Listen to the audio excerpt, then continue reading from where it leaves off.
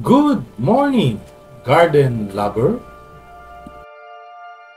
Today, I will show you how I make my own fertilizer for my garden and bonsai using leftover and waste food with the help of soldier flies. Yung pwede natin gawin pang bonsai. Ayan, tulad yan. Ito, maganda to. So, ililipat natin dito.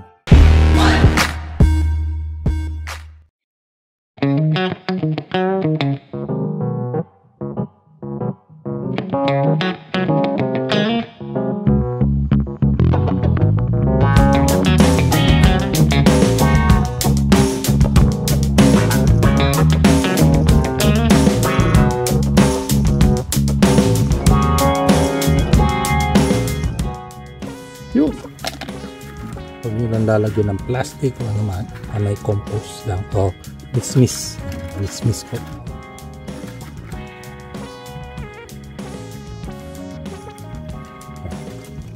Tapos yan natin lalagay.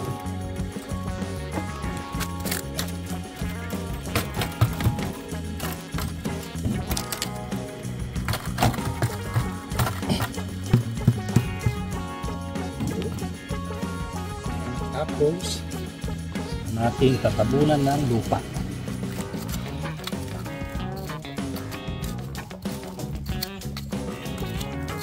Yan.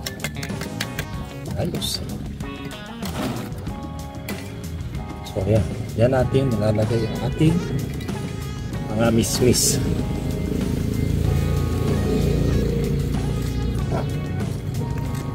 Kakainin siya ng mga uod, makikita siya ng soldier fly. Kakainin niya siya ng uod hanggang tumae sila sa lupa at maging fertilizer o maging mataba yung lupa.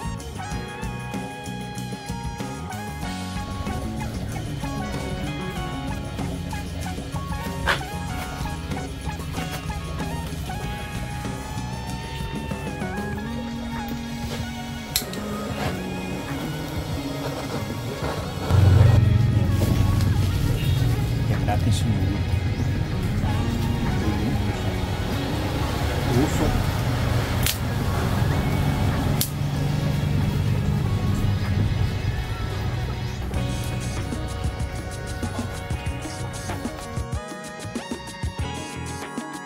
What's up mga kasalamin? Good morning. It's another morning. Ang ganda ng panahon.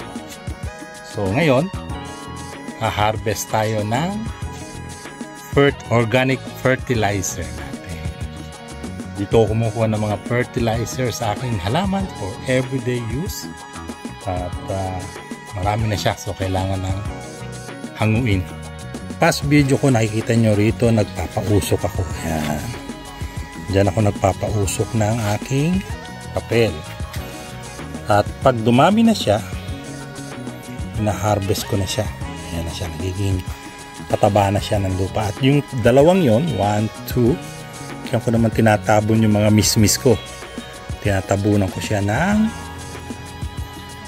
lupa para yung merong isang fly, yung isang klaseng fly na nangingitlog, kinakain yung mga mismis, soldier fly.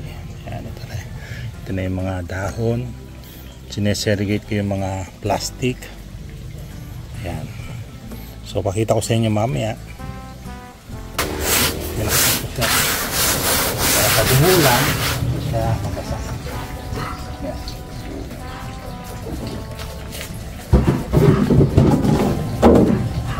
So ayan, ang dami na nga.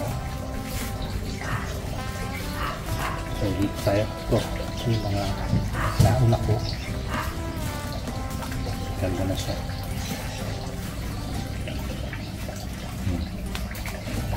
Ayos na siya. Ayos natin dyan. Dito ko siya lalagay. Pwede na siyang ihalo sa lupa. Ito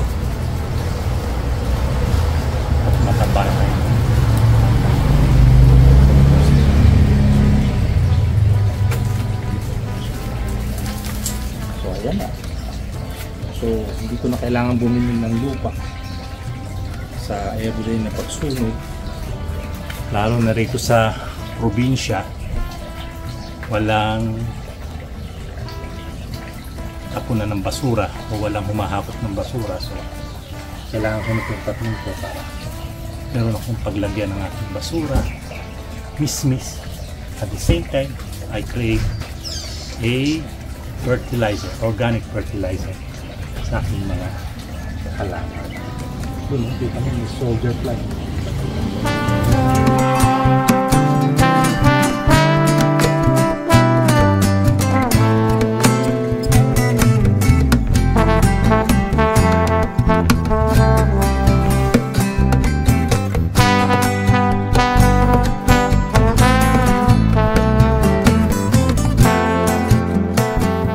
Yung ating sunugan, nakuha na natin yung mga abo na dry na leaves, nasunog na mga bagay-bagay na papel at dahon, at yan, agawa tayo ng magandang lupa. Yan, so mga 3 buwan, 2 buwan, pag napuno na siya, pwede ko nang harvestin at pwede na naman tayo magpahusok dito. At ito naman yung ating tinatapunan ko ng mismis. Pag nalagay ko yung mismis, tapunan ko ng lupa. Yan. May mga soldier fly siya. Tulad niyan, soldier fly. So sila nangingitlog. Sila yung kumakain ng soldier fly. Sila yung kumakain ng mga mismis at mangingitlog. I mean to say, pag nangitlog sila doon sa mismis sa lupa, yung mga itlog niya ay yung mga uod niya ang kumakain ng mismis. Ayan, naghahanap sila. Ang dami, 2 sila. So mangingitlog sila rito. Yan, ito lahat ng tae ng uod andyan. So mano yan, mataba. Ihalo natin dito. Ayos. So itong isang to, bago pa lang ito natin galawin. Oh, may palaka ako rito. Ito si Froggy. Froggy siyang nakatira rito. So siya yung palakang nakatira dito.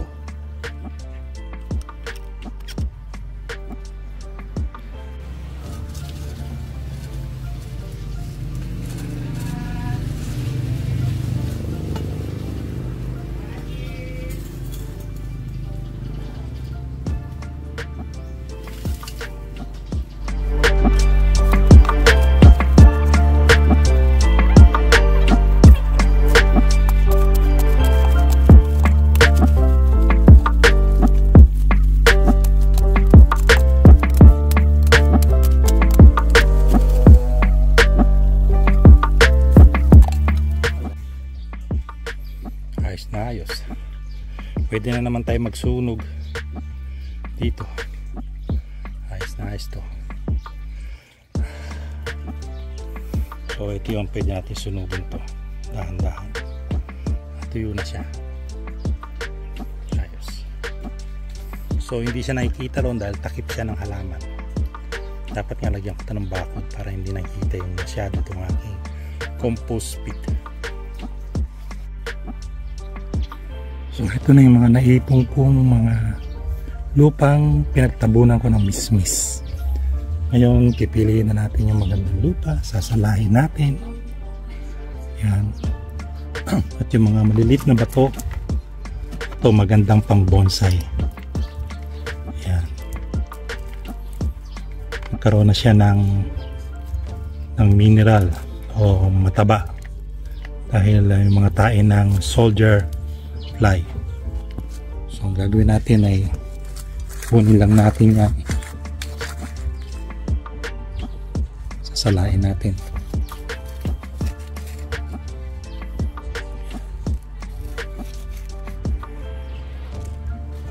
Yun. So yung mga shell dito natin lalagay sa plastic. Yan, sasalain natin yung mga magandang lupa. Mataba na yung lupa na yan kasi dyan tumae yung mga soldier fly. Tinatabunan ko mismis. Mga bato, lalagyan natin dyan. Tapos yung mga batong maliliit, yun pwede natin gawing pang bonsai. Ayan, tulad yan. Ito, maganda to. So, ililipat natin dito.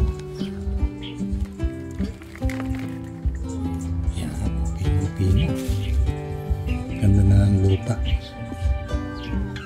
Pwedeng ihalo natin sa river sand. Tapos ipunin natin dito sa lalagyan ko. Ayan. So, yung isang yun, meron ng puno ng mismis. Pag napuno ito, kukunin na, lalagyan na naman natin doon. Ipunin na natin. Ayos. Meron na tayong pataba ng bonsai. Yan. So, papakita ko sa inyo yung mga bonsai kong pinakalagaan niya. Tulad yan. Maganda na ng ginagamit ko yung lupa. Maganda yung lupa. So, yung ating isa pang bonsai. Okay? Nawiwili ako sa bonsai. So,